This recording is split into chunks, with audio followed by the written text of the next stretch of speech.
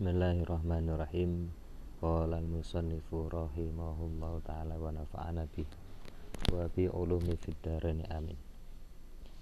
Babus sholati utawi iki iku bab nerangake salat. Hiya utawi salat syar'an ing dalem syara'i iku aqwalun pira-pira ucapan wa af'alun lan pira-pira penggawean. Makhsusatun kang den khususake, muftatahatun kang den buka bitakbiri kelawan takbiratul ihram, mukhtatamatun kang den pungkasi bitaslimi kelawan salam, wa sumiyat lan den arani apa salat bidzalika kelawan mengkono-mengkono lafadz salat listimaliha krana mengkune lafadz salat ala sholati ing ngatasé salat lughatan ing dalem bahasane. Bahaya utawi salat lughatan iku ad-doa doa. Wal mafrudatu utawi pira-pira salat kang den fardhuake al ainiyatu kang bangsa fardhu ainiyah iku khamsun ana 5 fi kulli yaumin ing dalem saben-saben dina wa lailatin lan saben wengi. Maklumatun kang den weruhi minad dini saking agama bidaru roti kelawan pokok utawa penting.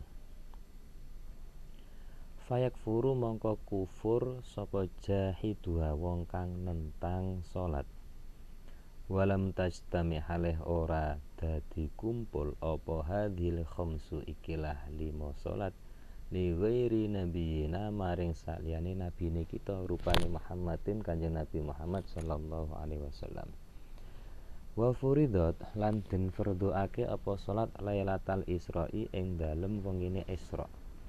Ba'dan nubuwati ing dalem sause nubuwah kenabian bi asyri sinina kelawan 10 pira-pira taun. Wa salasati asyhurin lan 3 pira-pira wulan Lailatul Sabiin ing dalem wengine tanggal 7 wa isyrina lan 20 min Rajabin saking wulan Rajab. Walam tajib lan ora wajib apa salat subha yaumi tilkal lailati ing dalem subuhe mengdinane mengkono-mengkono wengi. Li adamil ilmi krana ora anane ilmu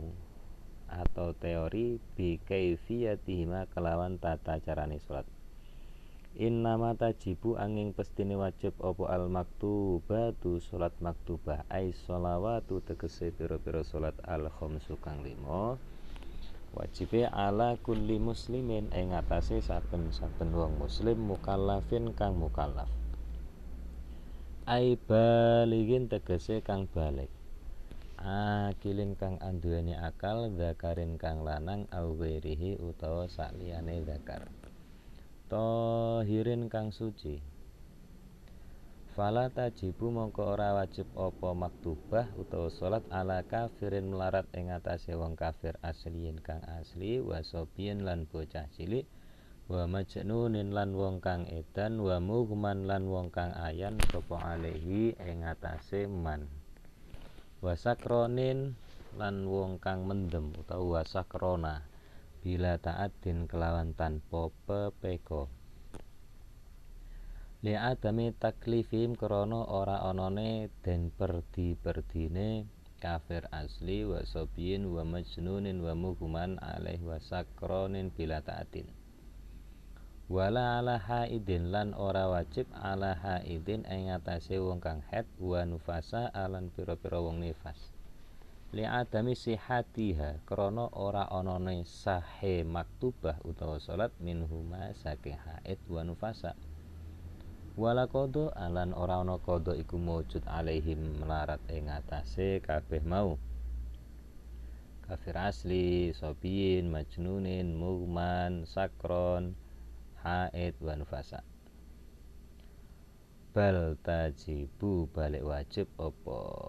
salat utawa maktubah ala murtadin melarat ing atase wong murtad wa mutaadin lan wong kang pepeko atau sembrono bisukrin kelawan sebab mendem. Wa yuqtalu lan den pateni ay al muslimu tegese sapa wong muslim al mukallafu kang mukallaf atau hiru kang suci. Hadan krana dadi hukuman bidur bi unukin kelawan memenggal gulune. In akhraja lamun to ngetokake mengeluarkan sapa muslim mukallafah ing maktubah ail maktubata tegese salat maktubah. Amitan hale wong kang sengaja an waktu jam'in saking wektune jamak laha kedue maktubah. Ingkana lamun ana sapa mukallaf utawa muslim mukallaf kasalan iku wong kang males. Ma'a itika diwujubia ing dalem semertane yakine wajine maktubah. Ilam yatub lamun ora tobat sapa muslim mukallaf ba'dal istitabati ing dalem sause amrih den suni tobat.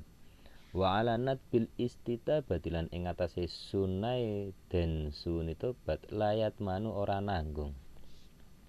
Layat manu ora nempui sapa man wong kotala kang mateli sapa man hu ing muslim mukallaf qabla taubati ing dalem sadurunge tobat. Lakinahu tetapine man kotala iku ya samu dosa sapa man. Wa yuqtalu lan den pateni sapa muslim mukallaf kufron krana kufur intaro kala meninggal sapa muslim mukallaf ha ing salat jahidan halih wong kang nentang wujubah ing wajibe salat. Fala yugo salu mongko ora den salat mongko ora den dusi sapa muslim mukallaf wala yusallalan ora den salati sapa alaihi ing atase muslim mukallaf. Wa yubadiru lan age-age segera sapa man wong maro kang wis lewatan sapa man bifa itin klan sebab salat kang pot atau telat. Wujuban hale wajib infata lamun pot apa faid bila udrin klan sebab tanpa udur. Faya lazamu mongko wajib hu ing man apa al qada fauron kelawan age-age. Qala tau sapa syekhuna guru kita rupane Ahmad bin Hajarin, rupane Syekh Ahmad Ibnu Hajar rahimamugi. Melasihu ing Ahmad bin Hajar sapa Allah taala, alaihi maha luhur sapa Allah. Walladzi utai perkara yadharu walladzi utai perkara dhahara kang pertelo. Dhahara kang pertelo apa alladzi iku anahu sak temene kelakuan iku yalzamu wajib hu ing man apa sarfu jami'i zamanihi nasarofake sekabehane mangsane man lil qada'i krana qada. Ma ada ing dalem selagine ngeliyani apa ma perkara yahtaju kang butuh apa ma li sarfihi maring nasarofakene mafima ing dalem perkara la buddha kang ora kena ora min la buddha kang ora kena ora utawa wajib minhu sakima wa annahu lan sak temene kelakuan ya harum iku haram alaihi ing atase man apa at-tatawu ibadah tatawu utawa sunnah.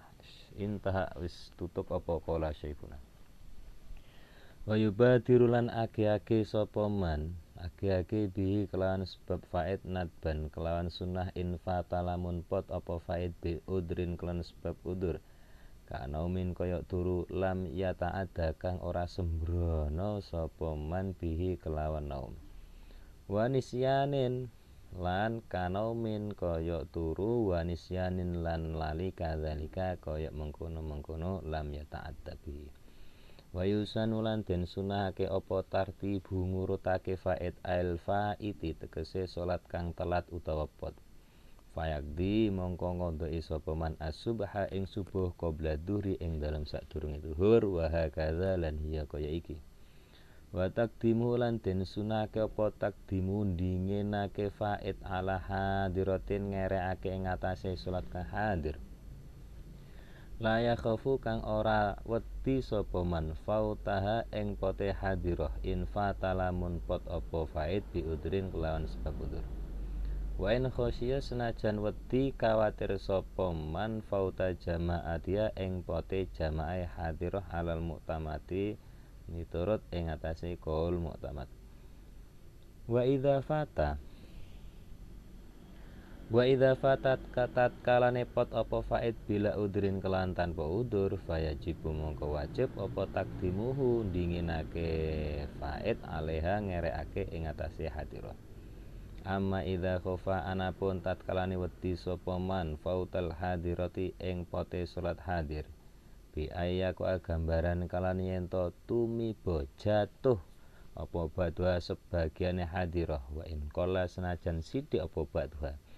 tumiba kharijal wakti ing dalem jabane waktu fayalzamu mongko wajib hu ing man apa albatu ngawiti biha kelawan hadirah wajib lan wajib apa takdimu mandinginake perkara utawa salat fata kang pot apa mabi ghairi udrin kelan sebab tanpa udur alama ngerekake ing atase perkara utawa salat fata kang pot apa mabi udrin kelawan sebab udur. Wa in fukida senajan den sepekake atau tidak ada apa tartibu tertib. Di ana krana sak temene tartib iku sunnatun hukumi sunnah wal bidaru utawi age-age bersegera cepet-cepet wajibun iku perkara kang wajib. Wa yunda bulan den sunnahake apa takhirur rawatib ngakhirake salat rawatib utawa pira-pira salat urut. Anil fawaiti ando saking pira-pira salat kang pot bi udrin kelan sebab udur. Wajib bulan wajib apa takhiruha ngakhirake rawatib anil fawaiti ando saking pira-pira salat kang pot bi ghairi idrin kelawan sebab tanpa udur. Tanbihun utawi iki iku ana pepeling man utawi sapane wong mata iku mati sapa man wa alaihi hale iku tetep ing atase man salatu fardhin utawi duwe utang salat fardu lam tugdo mongko ora den qada apa salat walam tufal lan ora den lakoni utawa ada lafat walam tufda lan ora den tebus apa salat anhu saking man wa fi qaulin iku tetep ing dalem siji qaul wa fi qaulin lan ing dalem siji qaul rupane qaul innaha sak temene salat iku tufalu den lakoni apa salat anhu saking man mata au wasiat sapa man mata biha kalawan salat amla utawa ora haka menceritakan ngikayahake hu ing qaul sapa al abbadiyu Imam Abbadiyu Ani Syafi'i saking Imam Syafi'i le khobarin krana hadis fihi ing dalem kil. Wa yu'maru lan den perintah tok sapa dusoban wong kang anduweni sifat cilik zakaron iku lanang wa unsa lan wadon. Mumayyizun kang mumayyiz. Bi ansara gambarane kelan yen to dadi sapa dusoban.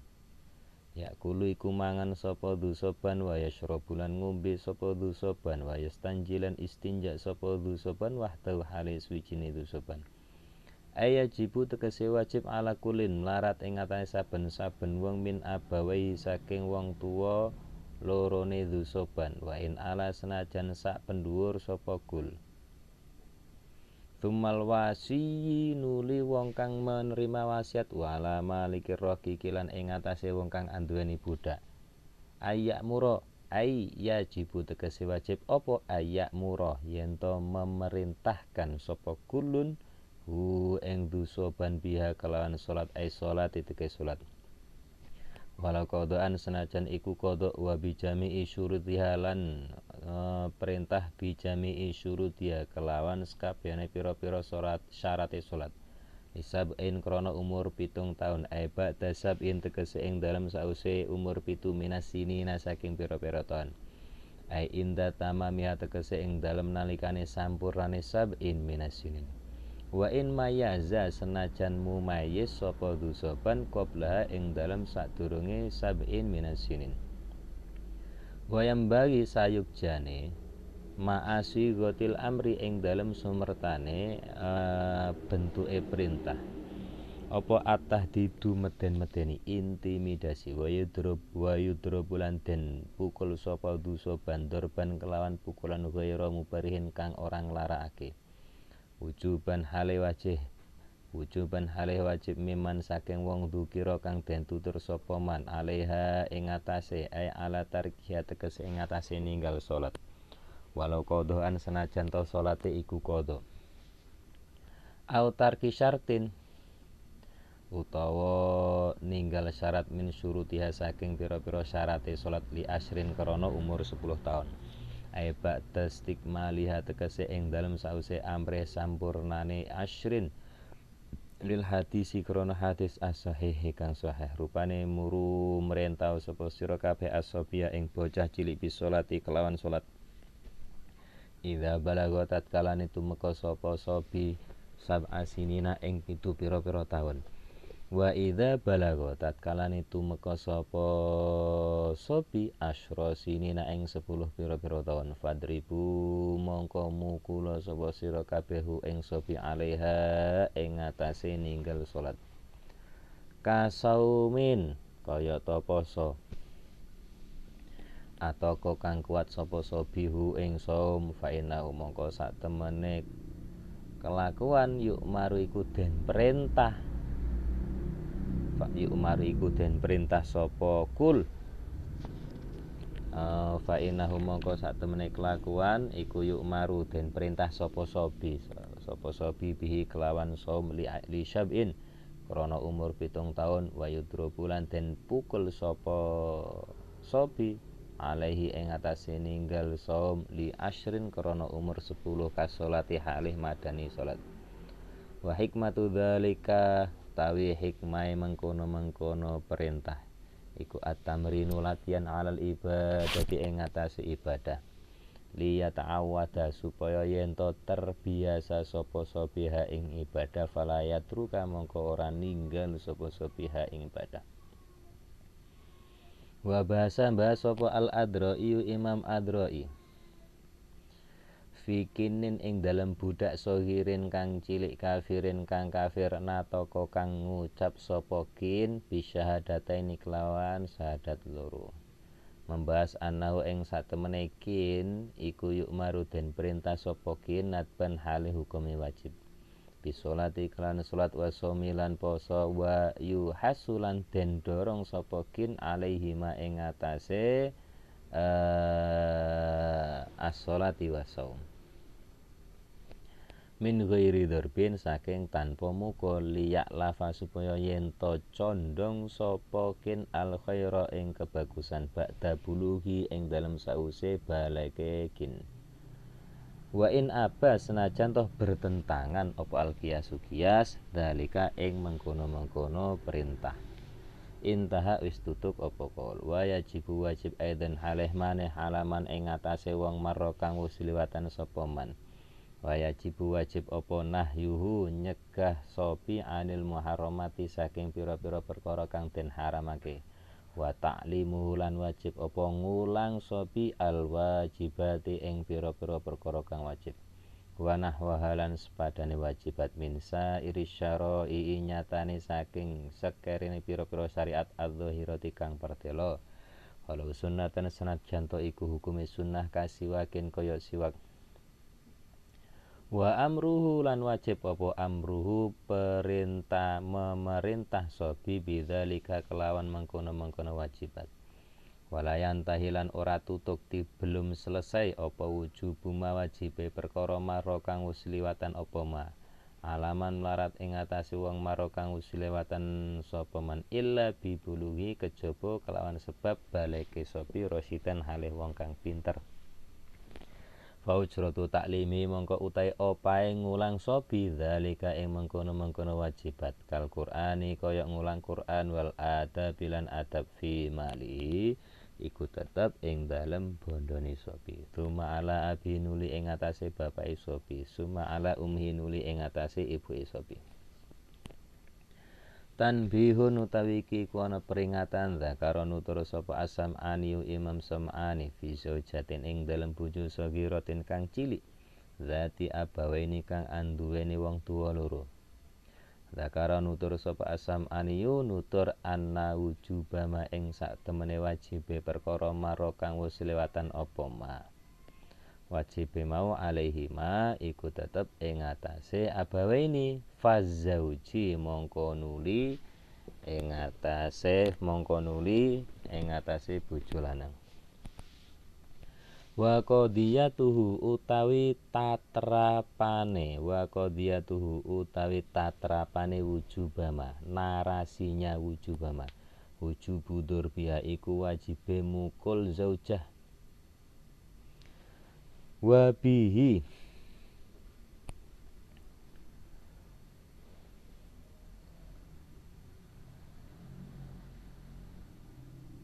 wa qadiyatuhu utawi tatrapane wujubama iku wujubu dzurbiha wajibe mukul zaujah walau fil kabirati senajan to iku tetep ing dalem bojo kang wis gedhe kama kaya keterangan soroha kang jelasake bi kelawan ma sapa Jamalul Islami Syekh Jamalul Islam rupane Ibnul Bazari Imam Ibnul Bazari kala tau sapa Syekhuna guru kita Ibnu Hajar wa huwa utai masarraha bihi iku dhahiron perkara kang pertela ilam yasha lamun ta ora kawatir sapa man nusuzan ing nusus purik atau ngambek wa atlaqalan memutlakan sapa Asyarkasiyu Imam Syarkasi an-nadba ing sunnah wa awwalu wajibin utai awale perkara kang wajib hatta alal amri sehingga ing atase perintah bisolati kelan salat kama qaulu kaya oleh dawuh sapa ulama wajib alal abai ing atase pira-pira bapak tsumma alaman nuli ing atase wong maro kang wis lewatan sapa man wa awwalu wajibin utai awale perkara kang wajib iku taklimu ngulang mumayyiz ai al mumayyizi tegese wong kang beneh anna nabiyana ing sak temene nabi kita Muhammad dan rupane Nabi Muhammad sallallahu alaihi wasallam Bu Isa iku den utus sinten nabiyuna sinten Muhammad bima kata ing dalem Mekah wa wulidalan den lahirake sapa Muhammad biha ing dalem Mekah atu finalan den sareake sinten Nabi Muhammad bil Madinati ing dalem Madinah wa matalan wafat sinten Nabi Muhammad biha ing dalem Madinah. Faslun fi syuruti sholati wallahu a'lam bishawab.